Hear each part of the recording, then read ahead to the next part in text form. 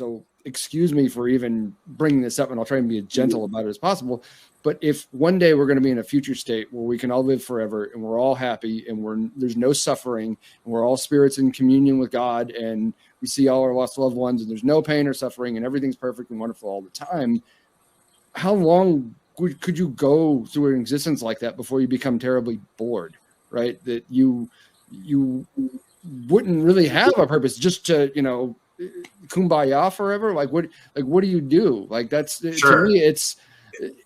Yeah, I get what you're saying. I get what you're saying. So, and again, I would still prefer that over dying. Trust me. And having that be the end. Who say heaven sounds like it's going to be boring. It's going to be white clouds. I'm going to be playing a harp.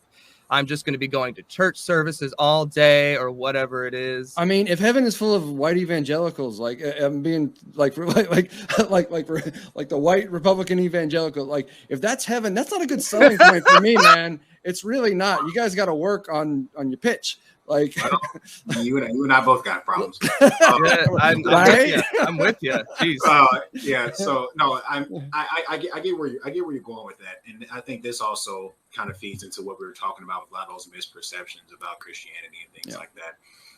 Again, that's I'm just teasing that. I hope we come back and we can talk about sort of the absolutely. state of play of absolutely. I just wanted to touch on it really briefly. That Sure. That heaven is not going to be us just floating on clouds playing harps or anything like that. What heaven's ultimately going to be is what it was what when God first created the earth and us is going to be that. It's going to be what it was supposed to be from the very beginning, which is us living in full relationship with God without the barrier that sin created between us being there. So that will be removed and we'll be able to live in relationship with God and each other till its fullest capacity.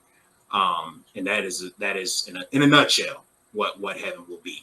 And I believe there's a scripture in Revelations that talks about and forgive me for misquoting, but basically the scripture is essentially saying that the mind temporally cannot even begin to grasp a fraction of the glory and the riches that are up in heaven. And so to say that heaven's just going to be some lame church service with a bunch of Republicans or something like that, which though comedic as a former atheist, I could comedically agree that's what I thought as well. That is not what the Bible teaches whatsoever. No.